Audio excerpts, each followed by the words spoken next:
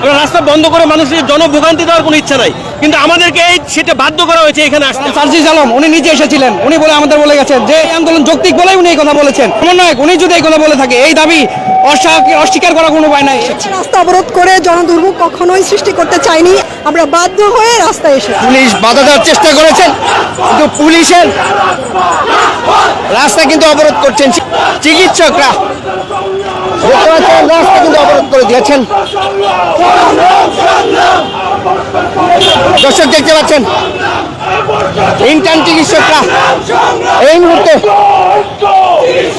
পুরা রাস্তা, শাহবাগের যে রাস্তা সেটি কিন্তু বন্ধ করে দেওয়া হয়েছে।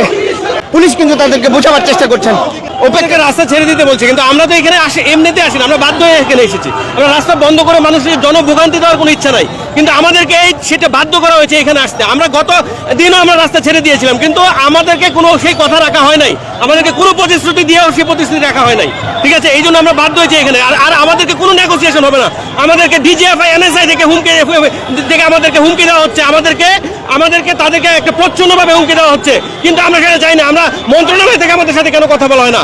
আজকে আমাদের কোনো নেগোসিয়েশন হবে না, আজকে যা হবে সব রাজপথে হবে ইনশাল্লাহ। তারা 25,000 টাকা স্যালারির কাছে 50,000 টাকা স্যালারি দাবি করেন।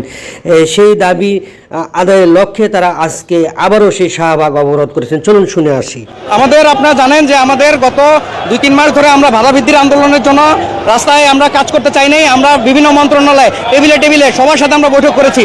গত সপ্তাহে আমরা যখন রাস্তায় এনেছি, আমাদের তখন আলটিমেটাম তারা দেয় স্বাস্থ্য মন্ত্রণালয় থেকে যে আমাদের ভাতা 9ম গ্রেড সাথে সকল সুযোগ সুবিধা করা হবে।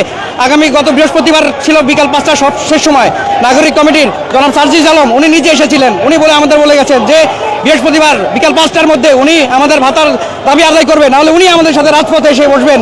এই আন্দোলন যৌক্তিক বলেই উনি এই কথা বলেছেন। বৈষম্য বিরোধী আন্দোলনের নেতা সমন্বয়ক উনি যদি এই কথা বলে থাকে, এই দাবি অস্বীকার করার কোনো উপায় নাই। এ পর্যন্ত আমরা এর কোনো সুরাহা দেখতে পাই নাই। গত বৃহস্পতিবার আলটিমেটাম দেওয়া থাকলেও 30,000 টাকার একটা 5,000 টাকা বাড়িয়ে যে প্রহসনের প্রজ্ঞাপন দিয়েছে, এটা আমরা প্রত্যাহার করছি এবং আমাদের এ পর্যন্ত কোনো সমাধান না হয় আজকে আমরা রাজপথে এসেছি। আজকে সমাধান আমাদের রাজপথেই হবে ইনশাল্লাহ।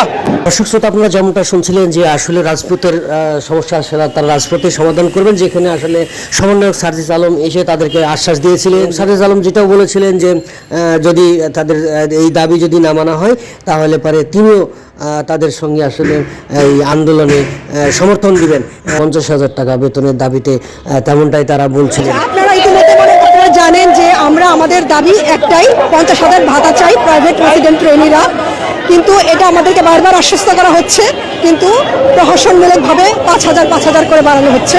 এটা আমরা মানি না, এই প্রহসনের প্রজ্ঞাপন আমরা মানি না, আমরা এটা প্রত্যাখ্যান করেছি এবং 50,000 ভাতার দাবিতে আমরা আবারও রাজপথে এসেছি। রাস্তা অবরোধ করে জনদুর্ভোগ কখনোই সৃষ্টি করতে চাইনি।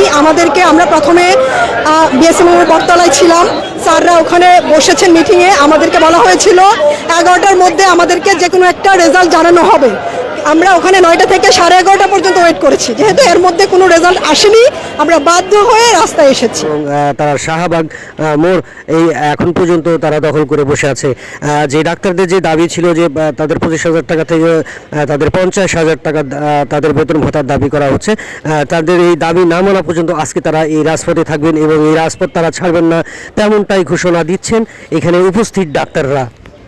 বৃহস্পতিবার পর্যন্ত আলটিমেটাম দেওয়া ছিল, বাট বৃহস্পতিবার আমাদের ডেডলাইন শেষ, সেজন্য আমরা রাজপথে নেমেছি।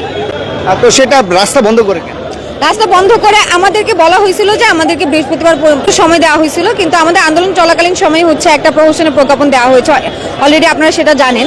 তো আমরা তারপরে অপেক্ষা করছিলাম বৃহস্পতিবার পর্যন্ত যে না ঠিক বিকাল 5টা পর্যন্ত যেহেতু সময় দেওয়া হয়েছে, আমরা অপেক্ষা করে দেখছি যে আমাদের প্রজ্ঞাপন দেওয়া হয় কিনা আগেরটা বাতিল করে।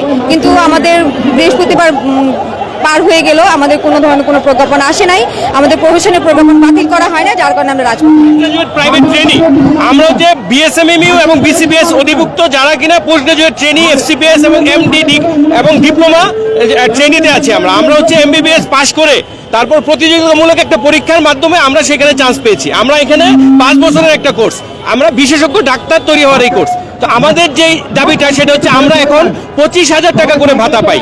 এর আগে আমরা 20,000 টাকা করে পেতাম, কিন্তু আমরা এই দাবিতে 3 বছর ধরে আমরা আন্দোলন করছি যে আমাদের এই ভাতা বাড়তে হবে।